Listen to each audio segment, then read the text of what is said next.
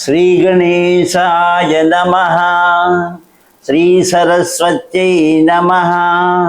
శ్రీపాదవల్లభ నరసింహ సరస్వతి శ్రీ గురు దత్తాత్రేయాయ నమః. దిగంబరా దిగంబరా శ్రీపాదవల్లభ దిగంబరా దిగంబరా దిగంబరా శ్రీపాదవల్లభ దిగంబరా శ్రీపాదవల్లభ దిగంబరా ఔదుంబరా ఔదుంబరా నరసింహ సరస్వతి ఔదుంబరా దత్తాత్రేయ మాం పాహి సద్గురురాయ మాం పాహి దత్తాత్రేయ మాం పాహి సద్గురురాయ మాం పాహి దిగంబరా దిగంబరా శ్రీపాదవల్లభ దిగంబరా శ్రీపాదవల్లభ దిగంబరా. శ్రీమదనంత శ్రీ విభూషిత అప్పల లక్ష్మీ నరసింహరాజా జయ విజయీ భవ దిగ్విజయీ భవ శ్రీమదఖండ శ్రీ విజయీ భవ. శ్రీ విద్యాధరి రాధ సురేఖ శ్రీరాఖీధర శ్రీపాద జయ విజయీ భవ దిగ్విజయీ భవ శ్రీమదఖండ శ్రీ విజయీ భవ. మాతా సుమతి వాత్సల్యామృత పరిపోషిత జయ శ్రీపాద జయ విజయీ భవ దిగ్విజయీ భవ శ్రీమదఖండ శ్రీ విజయీ భవ. సత్య ఋషీశ్వర దుహితానందన బాపనా జనుత శ్రీచరణ జయ విజయీ భవ దిగ్విజయీ భవ శ్రీమదఖండ శ్రీ విజయీ భవ. సవితృకాటక చయన పుణ్యఫల భరద్వాజ ఋషి గోత్ర సంభవ జయ విజయీ భవ దిగ్విజయీ భవ శ్రీమదఖండ శ్రీ విజయీ భవ. దోచౌపాతి దేవు లక్ష్మి ఘన సంఖ్యాబోధిత శ్రీచరణ జయ విజయీ భవ దిగ్విజయీ భవ శ్రీమదఖండ శ్రీ విజయీ భవ. పుణ్యరూపిణీ రాజమాంబసుత గర్భ పుణ్యఫల సంజాత జయ విజయీ భవ దిగ్విజయీ భవ శ్రీమదఖండ శ్రీ విజయీ భవ. సుమతి నందన నరహరి నందన దత్త దేవ ప్రభు శ్రీపాద జయ విజయీ భవ దిగ్విజయీ భవ శ్రీమదఖండ శ్రీ విజయీ భవ. పీఠికా పురా నిత్య విహారా మధుమతి దత్త మంగళ రూపా జయ విజయీ భవ దిగ్విజయీ భవ శ్రీమదఖండ శ్రీ విజయీ భవ. దిగంబరా దిగంబరా శ్రీపాదవల్లభ దిగంబరా ఔదుంబరా ఔదుంబరా నరసింహ సరస్వతి ఔదుంబరా దత్తాత్రేయ మాం పాహి సద్గురురాయ మాం పాహి దిగంబరా దిగంబరా శ్రీపాదవల్లభ దిగంబరా శ్రీపాదవల్లభ దిగంబరా.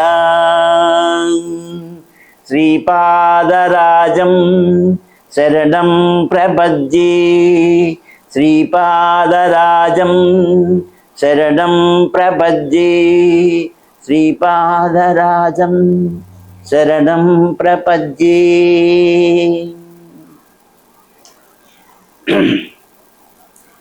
శ్రీపాద శ్రీవల్లభ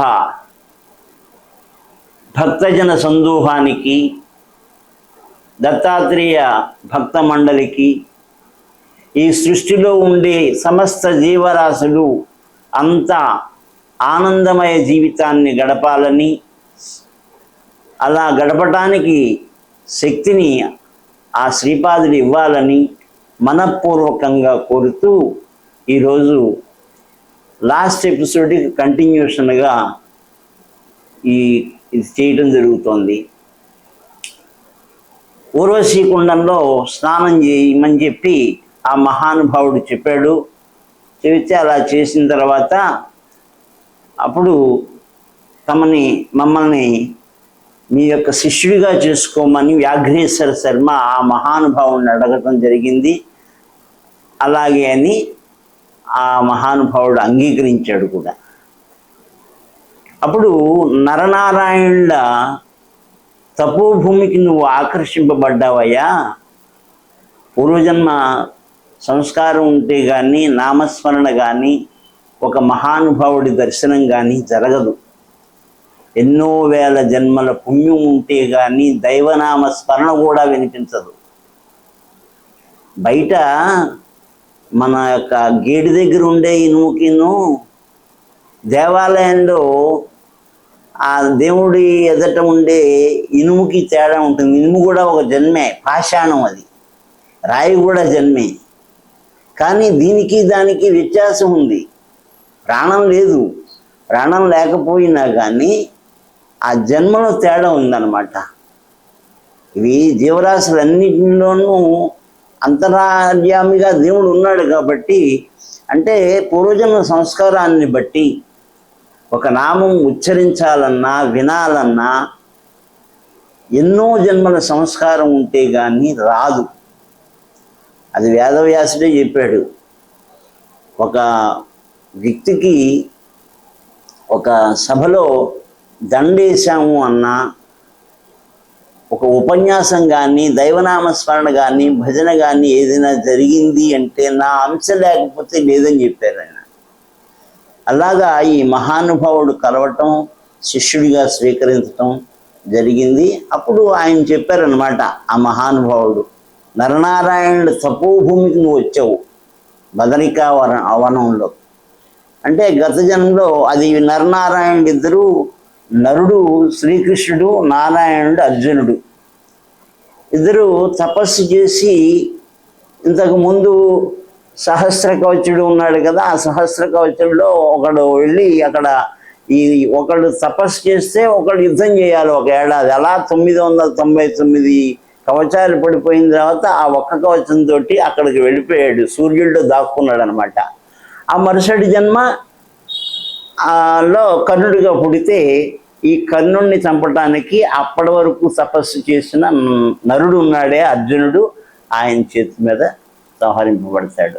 అటువంటి నరనారాయణుల తపోభూమి బదరికా వనం అన్నమాట. అక్కడికి నువ్వు ఆకర్షింపబడ్డావయ్యా అని చెప్పాడు.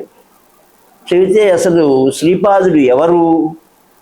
శ్రీపాదుడికి నా మీద అంత ప్రేమానురాగాలు కలగడానికి గల కారణం ఏంటి అని అడిగాడు.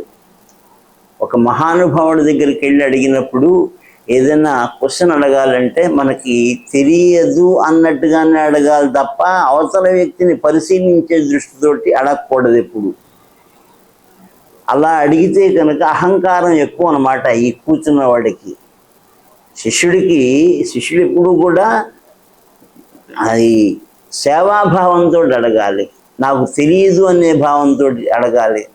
ఆ గురువు గారికి సేవ చేసి అడగాలి తప్ప నీకేమాత్రం వచ్చు అన్న రీతిలో అడగకూడదు. ఇప్పుడు మొత్తం అంతా అలాగే ఉన్నారు.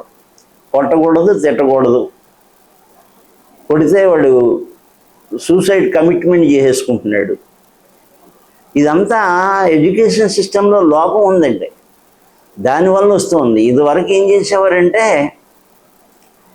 వైకుంఠపాళి అని ఉండేది. ఆ వైకుంఠపాళి ఆడితే నిచ్చెనెక్కితే పైకి ఎక్కడం, పాము మింగేసింది అనుకోండి కిందకి రావటం, కిందకు వచ్చినప్పుడు డిసప్పాయింట్మెంట్ అవుతాడు, నిచ్చెనెక్కినప్పుడు చాలా సంతోషంగా ఉంటాడు. సంతోషం దుఃఖం రెండింటినీ ఎట్ ఏ టైం ఒక దాంట్లో పెట్టడం వల్ల ఓడిపోయాడు అనుకోండి, ఓడిపోతే ఏమవుతుంది, వాడు మళ్ళీ ఇంకోసారి ఆడతాడు, అప్పుడు నెగ్గుతాడు.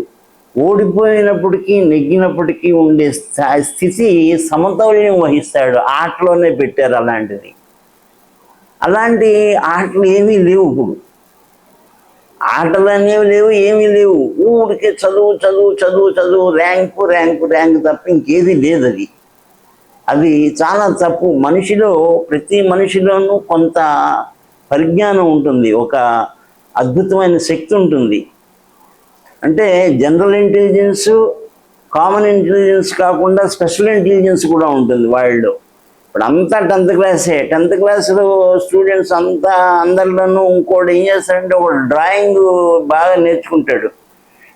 వాళ్ళకి ఏంటంటే డ్రాయింగ్ వాడికి బాగా మనిషిని యాజ్ టీజ్గా రాసేస్తాడు. ఎంత తెలివితేటలంటే, ఒక రాజుగారు 2 వైపులా ఇద్దరిని పెట్టి శిల్పాన్ని చెక్కమన్నాడు. చాలా అందంగా న్యాచురల్గా ఉండాలి, ఒక ప్రాంతాన్ని లోపల ఒక గదిలో పెట్టమన్నాడు. 2 శిల్పుల్ని పెట్టాడు. పెడితే ఒక శిల్పి ఏం చేశాడంటే అందంగా మొత్తం చెక్కడం ప్రారంభించాడు. 2 నెలలు 3 నెలలు టైం ఇచ్చారు. ఆ 3 నెలల్లో వాడు చేస్తున్నాడు ఒకడు. సరిగ్గా దానికి ఆపోజిట్లో అదే కొలతలో మొత్తం ఇంకోటికి ఇచ్చారు. మధ్యలో తెర వేశారు. తెరేస్తే ఈ రెండోవాడు 2 నెలలైనా కానీ, లాస్ట్ డేట్ వచ్చినా కానీ వాడు ఏం చేయట్లా, అలాగే ఉన్నాడు, ఏమీ చేయకుండా ఉన్నాడు వాడు. వీడేమో పాపం చాలా ప్రకృతి న్యాచురల్గా ఉంటుందని చెప్పి రంగులన్నీ తోటి బొమ్మ వేశాడు. ఆ చెక్కాడు అనమాట, శిల్పాలన్నింటినీ చెక్కాడు. యథాతథంగా ఆ శిల్పాలన్నీ ఉట్టిపడుతున్నాయి కళలు. అలా చెక్కాడు. రెండోవాడు చెక్కలా, ఏమీ చెక్కకుండా వాడు ఏం చేశాడంటే, రేపటితోటి కంప్లీట్ అయిపోతుంది పోటీ, ఇద్దరిలో ఎవడో డిసైడ్ అయిపోతారు. అంతా ఈడే మొత్తం కష్టపడ్డాడు కదా, ఈయనకే వస్తుంది అనుకున్నారు. వాడు ఏం చేశాడంటే ఒక పెద్ద అద్దాన్ని పెట్టాడు అక్కడ. ఇక్కడ ఈ చివరి నుంచి ఆ చివరికి ఒక అద్దాన్ని పెట్టాడు. పెడితే ఆ మొన్నాడు ఏం చేశారు, తెర పక్కకి జరపగానే వాడేసిన శిల్పాలు, వాడేసిన రంగులు అన్నీ కూడా ఇందులోకి వచ్చాయి. ఇది తడివి చూస్తే అర్థం ఉంది అక్కడ. అంటే ఒక్కోళ్ళు ఒక ప్రతిభా పాఠవాలు ఉంటాయి. న్యాచురల్గా ఉంది, చెక్కినట్టుగా ఉంది, అక్కడ ఏం చెక్కలా. అటువంటి స్మృతి జ్ఞాన అపోహనంచ మొత్తం నేనే అందరికీ జ్ఞానాన్ని ఇస్తాను, జ్ఞప్తి ఇస్తాను, ఐశ్వర్యాన్ని ఇస్తాను అన్నాడు. అలా ఇవ్వబట్టే ఆ తపోభూమికి వచ్చాడు. అందుకని అడిగేటప్పుడు ఎలా ఉండాలి, గురువు గారిని అడిగేటప్పుడు అంటే వినమ్రతా దృష్టితోటి అడగాలి, వినయంతో అడగాలి తప్ప నీకేం తెలుసా అని అడగకూడదు. అలాగా అప్పుడు అడిగాడు అనమాట. ఏమని? శ్రీపాదుల వారి ఎవరు? శ్రీపాదుడు నాపై ఇంత కరుణ చూపించడానికి గల కారణం ఏంటంటే అప్పుడు చెప్పాడు అనమాట ఆ మహానుభావుడు. ఏమని చెప్పాడంటే, దత్తాత్రేయుల ప్రథమావతారమయ్యా, దత్తస్వరూపమే శ్రీపాదుడు. అంటే ఎవరో కాదు, శ్రీ అంటే లక్ష్మీదేవి పాదము, అంటే వెంకటేశ్వర స్వామి పాదం. అది వెంకటేశ్వర స్వామి లక్ష్మీదేవి ఇద్దరూ ఉన్న స్వరూపం, ప్లస్ మొత్తం త్రిమూర్త్యాత్మకమైనటువంటి రూపం అది. అటువంటి రూపాన్ని మనం దర్శించాలన్నా స్పర్శించాలన్నా కానీ ఎంతో జన్మ ఉండాలి. నువ్వు చేసుకున్న పూర్వజన్మ పురాకృత పుణ్యకర్మ వశం చేత ఈ వనంలోకి వచ్చావు నువ్వు. అందుకని శ్రీపాదుడి యొక్క దయ నీ మీద ఉంది. ఇదంతటికీ కారణం ఏంటి అంటే, భరద్వాజ మహాముని యజ్ఞం చేశాడయ్యా, సావిత్రికాటకి యజ్ఞం చేశాడు. ఆ యజ్ఞ ఫలితంగా శివపార్వతులను ఇద్దరిని కూర్చోబెట్టి చేయటం వల్ల అప్పుడు దత్తుడు వరం ఇచ్చాడు. ఏమని? భరద్వాజ గోత్రంలో నేను అనేక మహర్షులు సిద్ధపురుషులు పుట్టేటట్టుగా వరం ఇచ్చాడు. ఆ వరప్రభావం చేత భరద్వాజ మహాముని ఈ యొక్క భరద్వాజ మహాముని వంశంలో పుడతాడనమాట, ఆ గోత్రంలో పుడతాడు. అందుకని అలా పుట్టాడు. పుట్టి ఎన్నో జన్మల పుణ్య ఫలితం ఉంటే కానీ దత్తభక్తి కలగదు. ఆ దత్తభక్తి పరిపూర్ణ స్థితికి వస్తే కనుక, పరిపూర్ణ స్థితి అంటే హై పీక్ అన్నమాట. ఆ పరిపూర్ణ స్థితి వస్తే ఏమవుతుంది, ఏదో యుగంలో ఎక్కడో అక్కడ ఏ యుగంలోనైనా ఏ కాలంలోనైనా శ్రీపాదుడి యొక్క స్పర్శన, దర్శన, సంభాషణ భాగ్యం కలుగుతుంది. సంభాషణ రూపం కనిపించడమే గొప్ప కదా. ఇన్ని వేల టోన్లు ఉన్నాయి కదా. ఈ టోన్లు అన్నిటినీ సృష్టించిన పరమాత్మ యొక్క నోట్లోంచి వచ్చేటటువంటి ఆ అద్భుతమైనటువంటి ఆ కంఠాన్ని, ఆ మధురమైన భాషని వినటానికి ఎన్ని జన్మల పుణ్యం ఉండాలి. మామూలుగా మాట్లాడటం, మామూలుగా ఈ పారాయణం చేస్తే అయిపోతుంది అనుకోవడం కాదు. అసలు నిజంగా ఈ శ్రీపాదుడు మన ఎదురుకుండా కళ్ళకు కనిపించాడు అనుకోండి, ఎదురుకుండా ప్రత్యక్షం దర్శనం అయ్యింది అనుకోండి, దర్శనం అయితే ఎలా ఉంటుంది ఈ కళ్ళకి?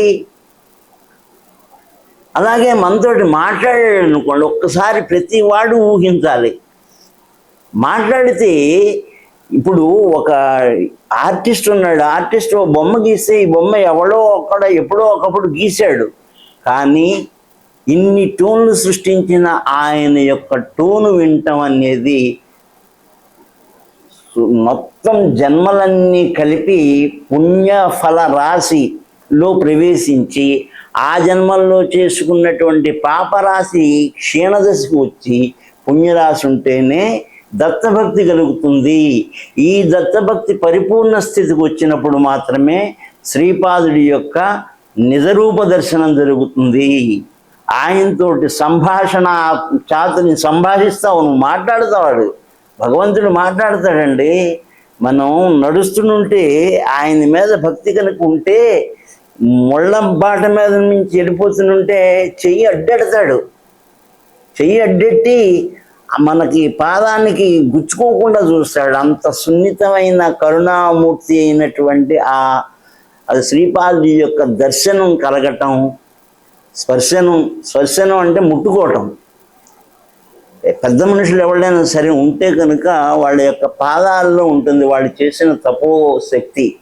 ఇప్పుడు గాయత్రి మంత్రం చేస్తారు, గాయత్రి మంత్రం చేసి వాళ్ళు నిష్టగా ఉన్నాడు అనుకోండి, నిష్టగా ఉంటే ఆయన యొక్క పాదాన్ని కనుక ముట్టుకుంటే మన పాపరాశి తగ్గి పుణ్యరాశి వస్తుంది మన దగ్గరికి. ఆయన యొక్క పుణ్యం మనకు అంటుకుంటుంది.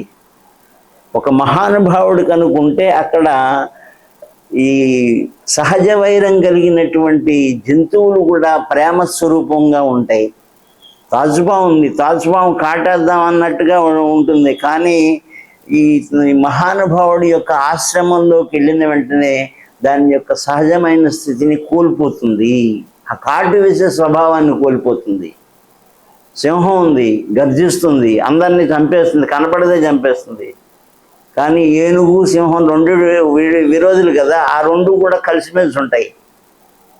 కుక్క, పిల్లి రెండు బ్రహ్మాండంగా ఉంటాయి. అంటే ఒక మహానుభావుడి యొక్క ఆ స్పర్శన కానీ ఆయన యొక్క నివసించే స్థానంలో ఆ చుట్టూరా ఉండే అట్మాస్ఫియర్ అంతా ఆ రకంగా ఉంటుంది. సువాసన భరితమైనటువంటి పుష్పాలతోటి ఆ తోటంతా ఉంటుంది. ఎక్కడా లేని దేవతా వృక్షాలు వస్తాయి అక్కడికి. అటువంటి మహానుభావుడు కృప కలగాలి అంటే, దేవుడు మన ఎడలో ఉండాలంటే మనం స్వచ్ఛమైన మనస్సు కలిగితే కనుక ఉంటాడు ఆయన. మనం ఏమి ఇవ్వకల్లా మన యొక్క మనస్సుని ఆయనకి అర్పించి లయం చేస్తే ఆయన పాదాల మీద నువ్వు తప్ప నాకు ఇంకెవరు దిక్కు లేదయ్యా ఉంటే నేనుండగా నీకు భయమేలా అనే మాటలో ఎంత అర్థం ఉందో ప్రతివాడు అనుభవపూర్వకంగా నేర్చుకోవాలి. పై కండం కాదు. పైన ఇప్పుడు స్వీట్ ఎలా ఉంది అంటే అనుభవించాల్సిందే తప్ప దానికి రూపం లేదు. అంటే భగవత్ తత్వాన్ని అనుభవించాలి తప్ప దాన్ని ఎక్స్ప్లెయిన్ చేయలేము. We can't express in words. కాబట్టి ఆ భగవంతుడి మీద నీకు ఏదో ఒక కాలంలో ఎప్పుడైనా ఏ యుగంలోనైనా సరే సత్యయుగం స్టార్ట్ అయ్యి తర్వాత ఈ త్రేతాయుగం వెళ్ళిపోయిన తర్వాత ఆ శంబల అనే గ్రామంలో ఉంటుంది. శంబల అనే గ్రామంలో పైంజ బ్రాహ్మణాన్ని సాంద్రసింధు వేదాన్ని అక్కడ కాపాడేవాళ్ళే ఉన్నాయంటారు. సాంద్రసింధు వేదం ఇప్పుడు లేదు, కానీ కల్కి అవతారం వస్తుంది అంటున్నాడు. కల్కి అనేది ఇప్పుడు అవతారం కాదు, ఇంకా రావటానికి ఇంకా బోల్డంత టైం ఉంది.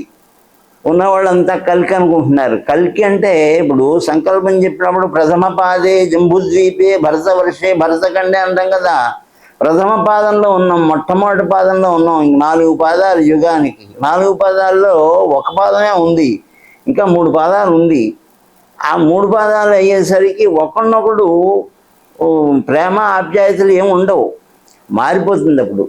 అప్పుడు వస్తాడు కల్కి అవతారం. చిన్న కత్తి వేసుకుని మొత్తం జుట్టు ఉంటుంది నెత్తి మీద, గుర్రం వేసుకుని వస్తాడు. అటువంటి అది కల్కి అవతారం ఇంకా రాలా. అందుకని శంభల్లో పుడతాడు. శంభల్లో కల్కి అవతారం అవతరిస్తుందని అంటాడు, ఇందులోనే చెబుతాడు అనమాట. అందుకని ఈ శ్రీపాద యొక్క దర్శనం కలగాలంటే ఇంద్రియాలు పరిశుద్ధం అవ్వాలి. తర్వాత శరీరము, మనస్సు, ఇంద్రియాలు ఎప్పుడైతే పరిశుద్ధత కలిగి ఉంటాయో అప్పుడు మాత్రమే దైవ దర్శనం అనేది జరుగుతుంది. మనం తిరుపతి వెళ్ళాం అనుకోండి, తిరుపతి వెళ్ళినప్పుడు భగవంతుడిని కింద నుంచి చూడాలి పైదాకా. నఖశిఖ పర్యంతం అన్నారు. నఖ అంటే ఏంటి? కాలి గోరు, కాలి వేరు దగ్గర నుంచి, వేడు దగ్గర నుంచి పైన శిఖరం దాకా చూడాలి. ఒక్కసారి ఆ రూపాన్ని మనం ఒకసారి కనులారా చూసి కళ్ళు మూసి ఆ స్వరూపాన్ని మన మనస్సులో ధ్యానించుకోవాలి. ఇక్కడ అంత సీన్ ఉండదు, గింటేస్తారంతే. అక్కడ దాకా వెళ్ళి అక్కడ మూసుకుంటాడు, దేవుణ్ణి చూడడు, కానీ కళ్ళు మూసేసుకుంటాడు, పక్కకి లాగేస్తారు. దర్శనం ఏమి ఉండదు. ఇంకా మామూలు దర్శనం అవ్వాలంటే కనుక అది చూపు అనమాట. నఖశిఖ పర్యంతం అన్నారు. ఆ నఖశిఖ పర్యంతం అంటే కాలి గోరు దగ్గర నుంచి తల వెంట్రుక దాకా పైన ఆ రూపాన్ని మనం దర్శించగలిగి ఉండాలి. మామూలు ఆ రూపాన్నే కాదు, పటంలో చూసినా తర్వాత విగ్రహంలో చూసినా. ఒక యజ్ఞం జరిగిందనుకోండి, ఆ యజ్ఞం జరిగినప్పుడు అక్కడ ఆ యజ్ఞ ద్రవ్యాలు ఉంటాయి, పువ్వులు, దండలు అన్నీ ఉంటాయి కదా. ఆ వాటిని చూసినా కానీ మన యొక్క పుణ్యబలం రెట్టింపు అవుతుంది. సహాయపడాలి. కర్తా కారయిత చైవ ప్రేరకస్య అనుమోదక అన్నారు. యజ్ఞం కానీ యాగం కానీ ఏదైనా జరిగితే యజ్ఞము, యాగము, క్రతువు అంటే దాని యొక్క ఎగ్జిస్టెన్స్ పెరిగే కొద్దీ కూడా పేర్లు మారుతాయి.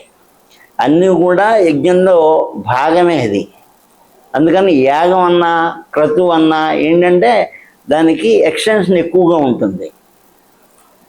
ద్రవ్య యజ్ఞం అంటారు. అలాగే మానస పూజ, మనసులోనే ధ్యానించుకుంటాడు అనమాట. సంయమన యజ్ఞం అంటారు దాన్ని. వాక్యజ్ఞం, మనిషి మాట్లాడేటప్పుడు కూడా ఎప్పుడు అమృతం మాట్లాడకూడదు.